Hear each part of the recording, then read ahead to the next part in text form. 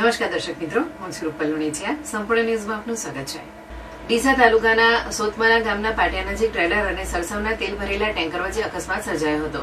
અકસ્માત બાદ ટેન્કરમાં ભરેલું સરસવનું તેલ મોટી માત્રામાં રોડ પર ઢોળાઈ જતા વાહન વ્યવહાર ખોરવાયો હતો અને થોડા સમય માટે ટ્રાફિક જામની સ્થિતિ સર્જાઈ હતી. મળતી માહિતી મુજબ ભીલડીથી ડીસા તરફ જઈ રહેલા સરસવના તેલ ભરેલા ટેન્કરને પાછળથી પૂર ઝડપે આવી રહેલા ટ્રેલરે જોરદાર ટક્કર મારી હતી. ટક્કર એટલી પ્રચંડ હતી કે ટેન્કરના પાછળના ભાગને ભારે નુકસાન થયું હતું, જ્યારે ટ્રેલરના કેબિનનો ભાગ પણ ક્ષતિગ્રસ્ત થયો હતો. સદનસીબે ટ્રેલર ચાલકનો આબાદ બચાવ થયો હતો. અકસ્માતમાં ટેન્કરમાં ભરેલું સરસવનું તેલ માર્ગ પર મોટા પ્રમાણમાં ઢોળાઈ ગયું હતું. માર્ગ પર તેલની રેલમછેલ થઈ જતા આસપાસના લોકોમાં પણ દોડધામ જોવા મળી હતી.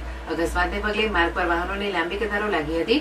ઘટનાની જાણ થતાં ભીલડી પોલીસ તથા ધોરીમાર્ગ સત્તામંડળની ટીમ સ્થળ પર પહોંચી હતી. ટીમે ભારે જહેમત બાદ અકસ્માતગ્રસ્ત વાહનોને માર્ગ પરથી હટાવી વાહન વ્યવહાર પૂર્વવત કરાવ્યો હતો. સોતમાના પાટિયા નજીક બનેલી આ ઘટનાને કારણે થોડા સમય માટે અફરાતફરીનો માહોલ સર્જાયો હતો. જોકે તંત્રની કામગીરી બાદ માર્ગ પર વાહન વ્યવહાર ફરી શરૂ થયો હતો.